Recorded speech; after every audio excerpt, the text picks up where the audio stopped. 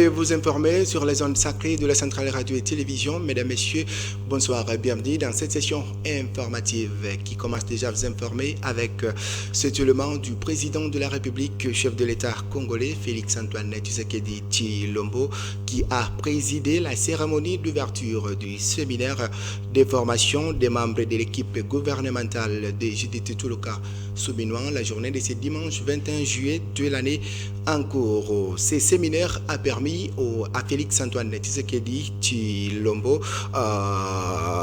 de rappeler les priorités de son quinquennat. Suivez les détails dans cet élément. Des sourires, des accolades, des poignées de mains appuyées, c'est l'image d'une équipe gouvernementale qui se veut soudée pour bien remporter des victoires. Et près de 2 mois après la publication du gouvernement souminois, c'est ce dimanche 19 juillet 2024 que ses membres, au grand complet, se sont réunis dans la salle de congrès du Palais de la Nation à l'occasion de la cérémonie d'ouverture d'un séminaire gouvernemental. Ce cadre devra notamment permettre aux séminaristes de transformer en acte le programme gouvernemental calqué sous la vision du chef de l'État. Arrivé en début de soirée au Palais de la Nation, le président de la République Félix-Antoine Tshisekedi Tshilombo est venu présider ces importantes assises. Son discours d'orientation a décortiqué le thème de ces séminaires de 3 jours, à savoir sceller le pacte d'engagement citoyen pour la cohésion et la solidarité gouvernementale. Dès l'entame, le chef de l'État exprimait son attachement pour ces assises. Le peuple congolais nous a honorés en nous accordant une fois de plus sa confiance lors des dernières élections, offrant au passage une majorité parlementaire confortable à notre coalition.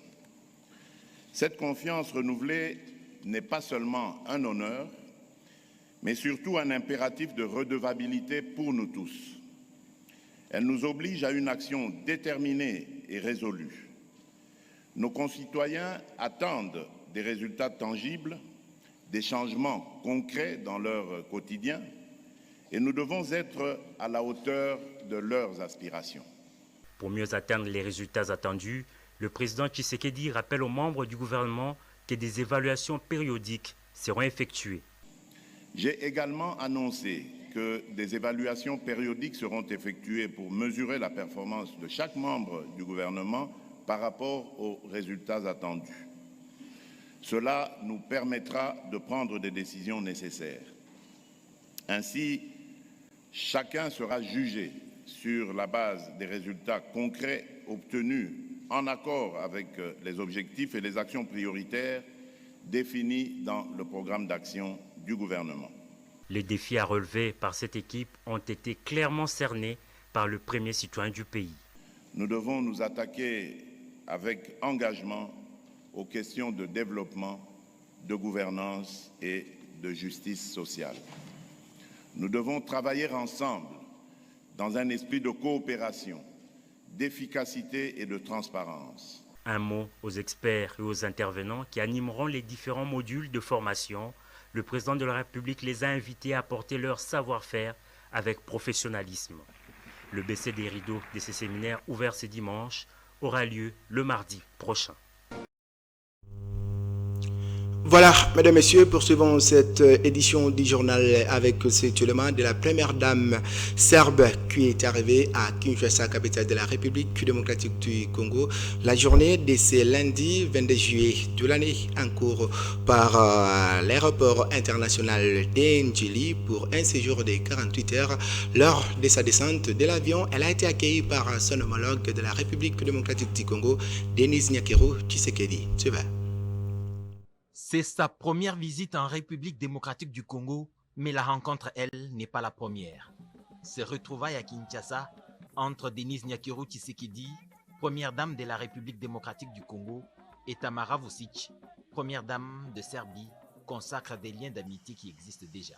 Les 2 premières dames se sont rencontrées en Serbie en 2019, lors de la visite du couple présidentiel de la RDC à Belgrade. Tamara Vučić séjourne dans la capitale congolaise dans le cadre d'une visite d'amitié au cours de laquelle elle prévoit plusieurs activités, entre autres un tête-à-tête avec la First Lady de la République démocratique du Congo, une visite au musée national, des échanges avec le Fonarev sans être exhaustif. Après une brève pause au salon présidentiel de l'aéroport international de Ndjili, le cortège de Tamara Vučić et de Denis Nyakeru Tshisekedi s'est dirigé vers la cité de l'Union africaine, lieu de résidence temporaire de Tamara Vučić. La visite de travail de l'épouse du président serbe dans la capitale congolaise durera 48 heures.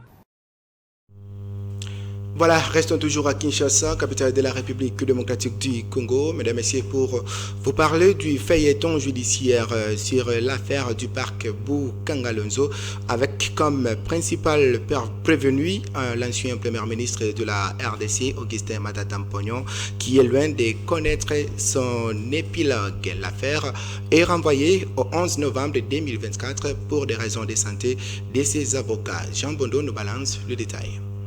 Initialement prévue pour ce lundi 22 juillet 2024, l'audience de l'affaire Boukangalonzo est renvoyée à lundi 11 novembre 2024. Selon un communiqué de la Cour constitutionnelle, ce nouveau renvoi fait suite à la demande des avocats conseils de Christos Stéphanus à cause de son état de santé.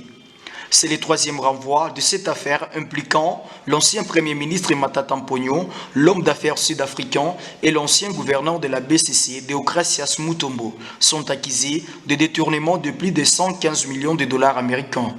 À travers des avantages financiers, des surfacturations, la création des sociétés écrans ainsi que des détournements de procédures sont également accusés d'avoir omis de verser 89 millions de dollars américains destinés à la construction du marché international de Kinshasa. Pendant ce temps, tous les Congolais attendent voir les résultats finaux de ces procès qui attendent. Voilà, les agents de la fonction publique ont débité la paye depuis le 18 juillet 2023 qui va devoir se poursuivre jusqu'au 28 juillet de l'année en cours. Et le ministre des Finances a instruit que les militaires, les policiers et les enseignants soient les premiers à recevoir leur paye. Enseignants, militaires et policiers sont déjà servis pour la paie du mois en cours. Ces secteurs prioritaires sont présents par rapport aux autres catégories. Cette paie qui a commencé le jeudi 18 juillet 2024 se poursuivra jusqu'au 28 juillet. La précision vient du président intérimaire du comité de suivi de la paie, Yannick Issassi. Ces comités préconisent que ces antennes provinciales soient redynamisées afin que les fonctionnaires de l'intérieur du pays soient payés dans le délai conformément aux vœux exprimés par le chef de l'État Félix-Antoine Tshisekedi Tshilombo. Du reste, le ministre des Finances, Doudou Fwambali Koundé Libotaï, veille à l'application de cette promesse du chef de l'État de voir les fonctionnaires toucher leur rémunération à temps. L'Argenté nationale a instruit la corporation bancaire quant à ce.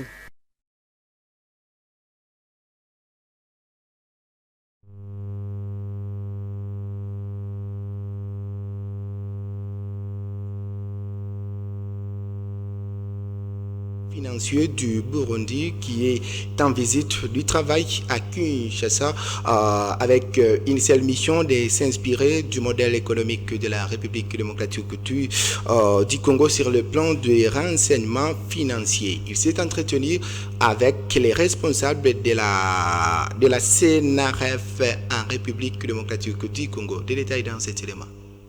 Le Burundi veut s'inspirer de l'exemple de la République démocratique du Congo en matière de renseignement financier. Le Burundais veut mettre à profit ce séjour à Kinshasa. Quand on parle de la criminalité financière, il n'y a pas de sang qui soit versé sans qu'il y ait derrière cette criminalité. Nous devons combattre ça en étant conscients que c'est nous qui nous détruisons nous-mêmes.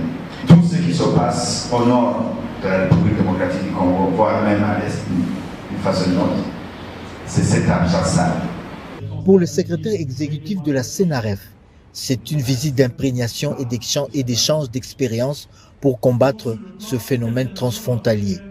Les criminels financiers passent d'un territoire à un autre, profitant souvent de la faiblesse de nos structures qui se trouvent au niveau des frontières pour perpétrer des crimes financiers.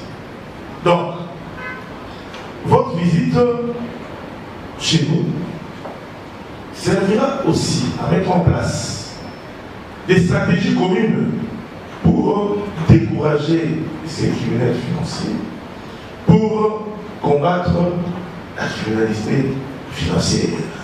Les deux pays ont signé récemment à Luanda, en Angola, un mémorandum d'entente. À la fin de la séance de travail, les hôtes burundais ont pris connaissance des différents locaux de cet imposant bâtiment et leur fonctionnement. Voilà, mesdames, messieurs, c'est par cet élément de la visite de l'inspecteur des renseignements financiers du Burundi qui nous met un point final dans cette session informative. Merci de l'avoir suivi. Surtout, restez branchés et fidèles au programme de la Centrale Radio et Télévision. Que du bail.